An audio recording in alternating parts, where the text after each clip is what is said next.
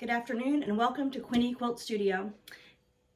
It is day 7 of 100 Days of Sewing. It is February 28th, 2021. So a quick update on where we are with projects. So Tulip Pink, 9-patch, still needs to be sewn. So hopefully I'll get a chance to work on that tonight. It is late afternoon here, so the sewing time is quickly waning, but that is as it is on a Sunday when it is absolutely beautiful and 75 degrees outside. So that one is complete. Well, it's complete up to this point. It really just needs to have the rows sewn and then some borders put on. So hopefully those will get done in the next 5 or 6 hours. In the meantime, we have a couple of things to work on today. Number 2 is to work through these. So these are our 9-patch blocks that we made last week, and we're going to prepare our borders for them. So these are going to be individually bordered. Now I'll walk you through cutting those in just a few minutes when we turn the camera around and put it on the table. So we're going to build some borders for those. And then our Christmas blocks are done. So they're all done. And we're going to build some sashing for these. So in just a few minutes. So I'm going to show you all the cutting for those. And then tomorrow we'll come back and get those all sewn. So I'm going to turn the camera around, give you a good view of the table, and show you what I'm doing. All right, we are back here at the cutting table, and we're going to start with creating the surrounds for our 6.5 inch blue and white or blue and neutral 9-patch block. So this block at this point is 6.5 by 6.5. And we're going to put borders on all 4 sides. So to do that, we're going to build the 2 side borders first, followed by the top and bottom. So to do this correctly, we need full-size strips. So I have here a pile of various blues. I've already got some cut, so I've got these here that I've already cut. So what we're basically going to do is these have matching top and bottom borders like this, followed by side borders like this. Now at this point these look a little short. They will, because we need to take some seam allowances out of these middle pieces. So that's essentially how this block is going to finish up. It's going to finish at 10.5 inches unfinished. So before you put it in the quilt. So it'll be 10.5 by 10.5. And then when we put it in the quilt, we'll take off those 1/4 inches and it will actually be a 10-inch block finish size. So we're going to cut a few more of these. Now, I mentioned you want them matching. Well, that's the preference we've done for this project. Now, the other thing you want to make sure is that because these are going to touch each other, we want to make sure we have plenty of variety. So I've got no more than 2 strips of any one fabric in these, because I don't want all of those outside wrappers to be the same. I also want to make sure I have some lighter fabrics. So these are still blue, but they're pretty significantly lighter than most of the ones in the quilt. So I've got those. I've got some that are in the quilt, in the blocks, and then I have several that are not. So it's nice to have those extra ones. So what we're going to do is we're going to take these strips. In this case, I have 2 strips.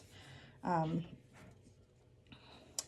I'm going to open them. You can cut them and stack them. That would be fine. And cut them all at the same time. Because you're going to get, you need 2 copies of each item. So each strip will have 2 6.5s, because this is folded. There's going to be 2 cut here. So 1 here, 1 there. And 2 10.5. I'm going to cut all 4 of these at one time, like this. So I'm just going to cut 2 that happen to be the same fabric at the same time. So I'm just going to take my cutter and my 2 rulers so I can get a nice square cut. And the first thing I'm going to cut is 2 at 6.5. So in this case, because I'm cutting 2 strips at the same time, I'm actually going to cut 4. And then I'm going to turn my ruler the right way and cut them at 6.5. So I'm going to cut that at 6.5. Put it in this pile over here with my 6.5s. and then cut 10.5. Now, it is important that you pay attention, especially if you're cutting these from things in your stash, because you don't have a lot of extra. You have, on this one, it has, let's see, is that the 10? That's the 10. So I have about 8 inches left over from a strip, from a full length strip. So you don't have a lot of extra, and you do want these to match. Now, obviously that matching is a design decision we made, so you could change it. And then the next thing you want to do is you want to stack these in the same order in your piles, so that when you work through them, you're basically creating your design, and I'm going to make sure they get matched up again, since you will visit each block 4 times, twice for the shorts and twice for the longs. So that's how we're going to cut the outside wrappers for this 9-patch block. Now you'll notice I've got this 9-patch block sitting on my favorite way to organize. So this is a super cheap, so cheap in fact the glue doesn't even come off. These are like forever old, and this is the wrapper, the sticker that it came on. These are from the dollar store. They're super cheap aluminum pans, basically. They're super light. I can stack 12 or 15 at a time under the cutting table. And I basically, when I'm actively working a project, I build a little that I can take from my ironing to my pressing. So from my pressing to my sewing, back to the cutting table, back to the pressing table. It just helps me keep them all organized. And in general, it's big enough. So these are, I think they're like 9 by 12 or 9 by 13. So they're big enough to generally hold most of my blocks. And they're just super cheap, inexpensive. And then the nice other thing is that they can stack on top of each other. So I'm going to put this one on the bottom, and then I can always stack another one on the top. Now, I don't want to probably stack them there for too long. They might fall over. But it's just a great way for me to keep things organized. So now that we've got that done, let's build that same thing for Christmas. So for Christmas, we're taking a different approach. When it comes to making this Christmas one, we are building a sashing model. So we're going to have the 9-inch. We're then going to wrap it with 6.5-inch creams on all 4 sides that don't have to match, but they could. And cornerstones. But there are some tricks. I'm going to do a scrappy approach. So I want both my strips and my cornerstones to be scrappy. So what I'm going to do is I'm going to cut, based on the number of blocks I have here, I need 6.5-inch strips. So they're already cut 2.5-inch wide. I'm going to subcut them into 6.5-inch components to go on either side. Now I'm going to do a self-sashed block, which means I'm going to put sashing on this side of the block and this side of the block with a cornerstone here in this corner position and build rows that way. I'm going to show you that tomorrow. But for tonight's homework, we are going to get all of these backgrounds cut. So I've just got a variety of black and white, black and gray, black and silver, or white and silver, nice lights. Some of them are a little more towards medium. This one has a little more color in it, a little more dark in it. But compared to all of the Christmas ones, they're going to be very light.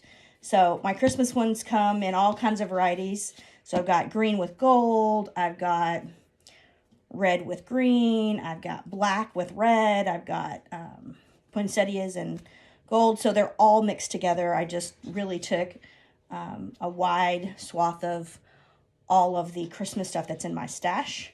So I'm then just going to take these strips. These are 2.5-inch wide already from my stash, and I have, I think, about 12 different strips, and I'm gonna square them up and then cut these at 6.5.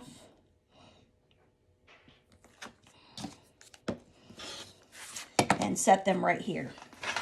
So because I'm doing this scrappy, I don't really care if they're, and these are scrappy. It doesn't really matter.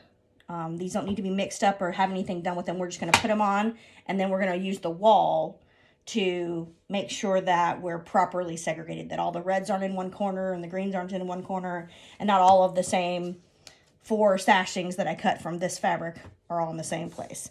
Now, you may or may not be able to get a second cut, so you may or may not be able to get 6, depending on how long your piece is. So in this case, as long as your strips are at least 6.5 inches, you can get away with it, no problem. So you can use even some of those smaller bits. Whereas with the blue one that we did earlier, because you need 2 links at 6.5 and 2 links at 10.5, you essentially need 34 inches of fabric. And in needing 34 inches of fabric, you almost have to have a full-sized strip. So we're going to get moving on this tonight. I'll get all these cut and ready for tomorrow. And we'll see you here again tomorrow. So thanks for visiting Queenie Quilts for the 100 Days of Sewing, Day 7. See you tomorrow.